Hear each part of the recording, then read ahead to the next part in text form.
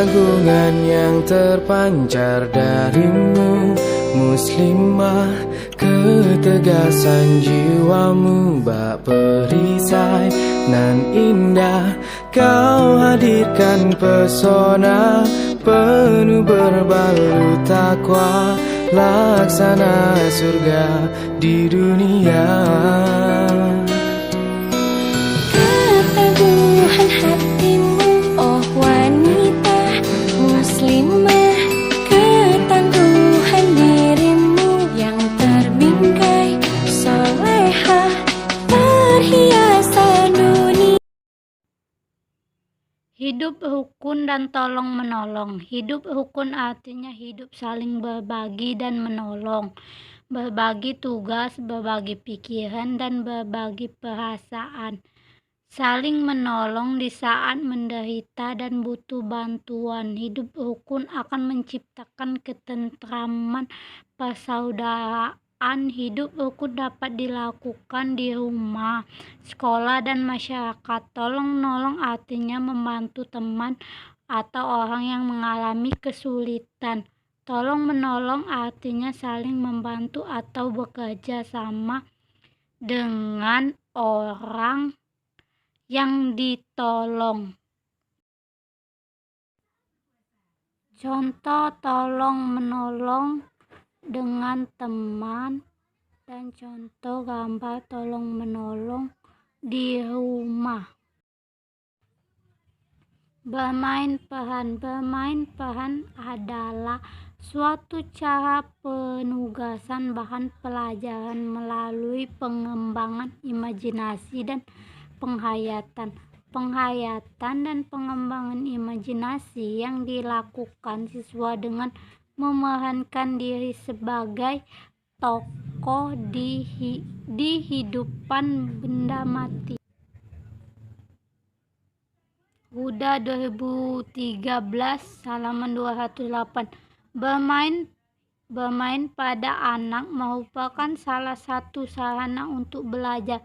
Melalui kegiatan bermain dan yang menyenangkan, anak berusaha untuk menyelidiki dan mendapatkan pengalaman yang kaya, baik pengalaman dengan dirinya sendiri, teman sekelasnya, maupun dengan lingkungan di sekitarnya.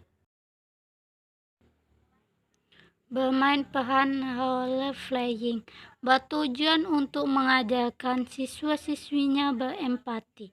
Strategi ini dapat menstimulasi siswa dan siswi untuk mengasosiasikan dirinya dalam suatu peran tertentu, sehingga mereka lebih memahami, mendalami, dan mengerti tindakan sosial yang dilakukan oleh orang lain di lingkungan sosial. Ada 3 aspek yang harus diperhatikan.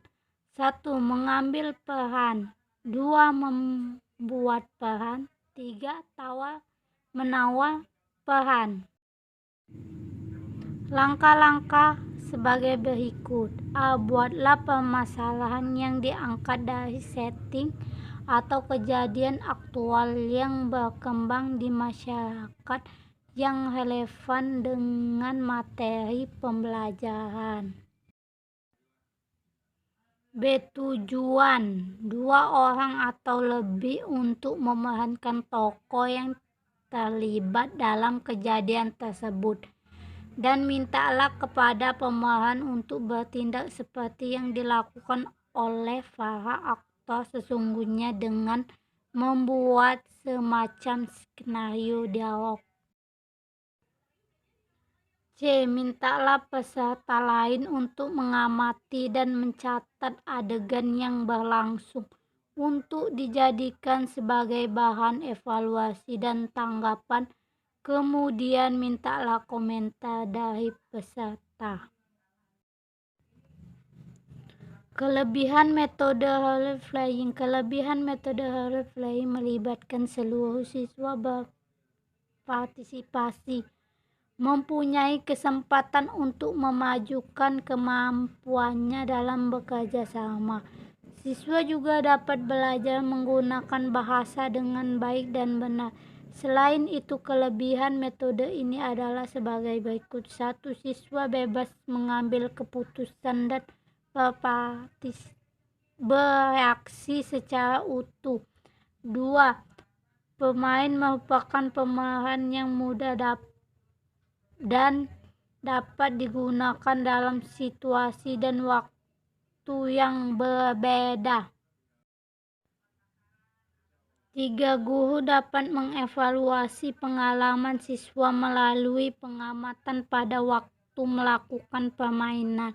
4. Dapat berkesan dengan kuat dan tahan lama dalam ingatan siswa. Di samping merupakan pengalaman yang menyenangkan yang sulit untuk dilupakan. Kelebihan metode role playing.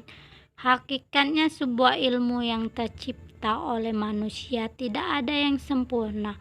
Semua ilmu ada kelebihan dan kekurangan.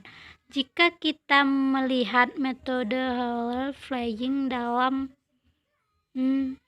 cakupan cara dalam proses mengajar dan belajar dalam lingkungan pendidikan, tentunya selain kelebihan terdapat kelemahan. Kelemahan metode role playing antara lain: 1. Metode bermain peran memerlukan waktu yang relatif panjang atau banyak. 2. Memerlukan kreativitas dan daya kreasi yang tinggi dari pihak guru maupun murid, dan ini tidak semua guru memilikinya. 3. Kebanyakan siswa yang ditunjuk sebagai pemeran merasa malu untuk memerankan suatu adegan tertentu. 4. Apabila pelaksanaan sosiodrama dan bermain pemeran mengalami kegagalan, bukan saja dapat memberi kesan kurang baik, tetapi sekaligus berarti tujuan pengajaran tidak tercapai. 5. Tidak semua materi pelajaran dapat disajikan melalui metode ini.